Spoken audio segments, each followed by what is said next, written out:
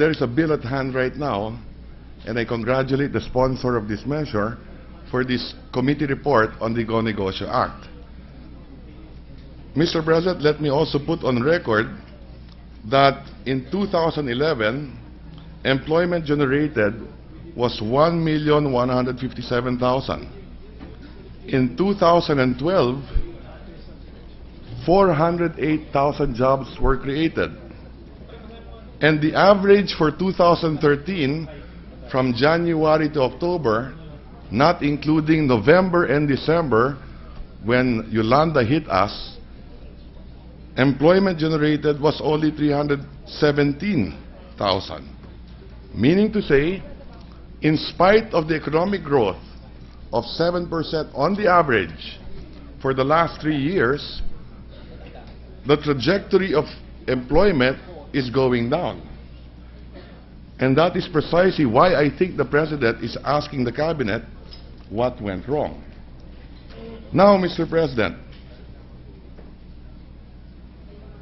I thank the distinguished sponsor for his excellent committee report and for taking into consideration Senate Bill number 253, which I authored.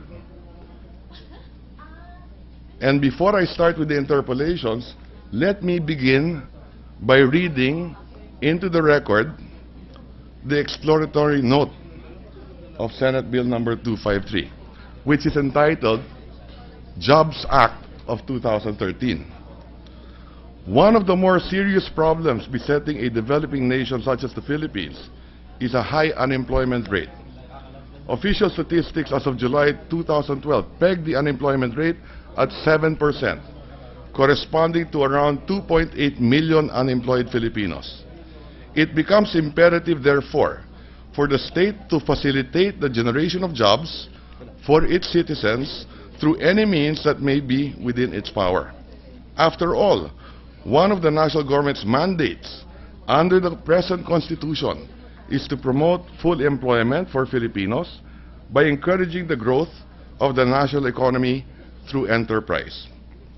It is this same mandate that prompted Congress to enact 3 vital pieces of legislation that advance the welfare of the Filipino enterprise: Republic Act number 6977, or the Magna Carta for Small Enterprises; Republic Act 9178, which I authored, the Barangay Micro Business Enterprise Act of 2002, and Republic Act 9501, or the Magna Carta for Micro, Small, and Medium Enterprises.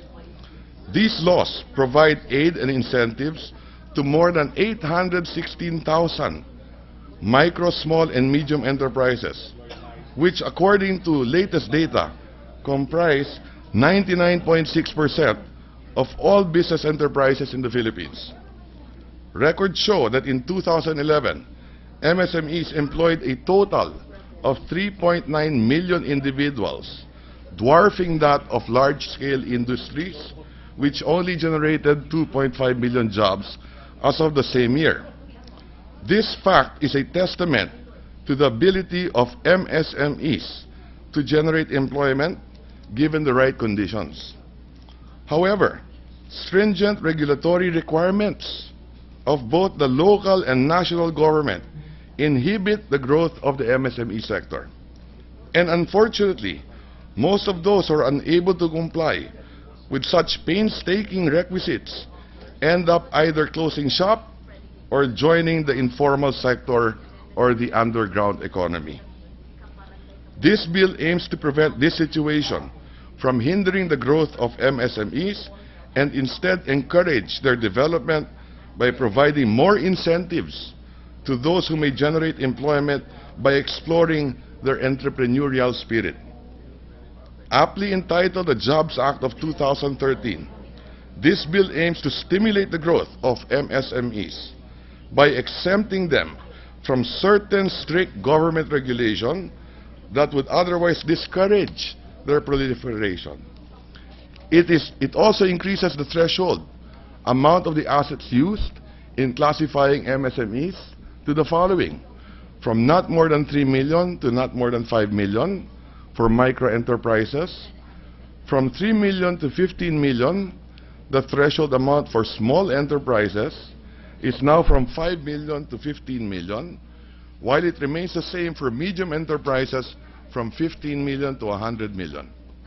If enacted into law, micro-enterprises, which comprise the bulk of MSMEs, will be exempted from income tax and the minimum wage law as provided today by law, provided that they give their employees the same benefits given to any regular employee, like Social Security and healthcare benefits. The bill also exempts micro, small, and medium enterprises from value-added tax, registration, and percentage tax for those whose annual gross selling price or gross value in money received from the sale, barter, or exchange of goods, as well as the annual gross receipts derived from the sale or exchange of services, do not exceed 3 million pesos. Moreover, registered small and medium enterprises which will hire additional employees shall be allowed a deduction from its gross income in the amount of 40,000 for each new employee hired. The maximum allowable deduction is pegged at 80,000 pesos for 2 or more new jobs created. This bill also encourages micro-enterprises from the underground economy to join or rejoin, as the case may be, the formal sector. In hindsight, MSME is probably the best way of generating much-needed employment in the country. It is therefore the responsibility of government to ensure their viability and continued growth. I now will refer to Committee Report Number 10, Senate Bill Number 2046.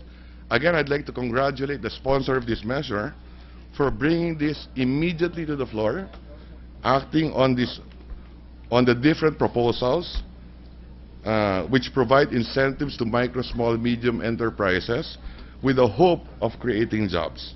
So let me begin, Mr. President. In Section 2 of the Declaration of Policy, it states, "It is hereby declared the policy of the state to foster national development, promote inclusive growth, and reduce poverty by encouraging the establishment of micro, small, and medium enterprises that facilitate local job creation and production in the country."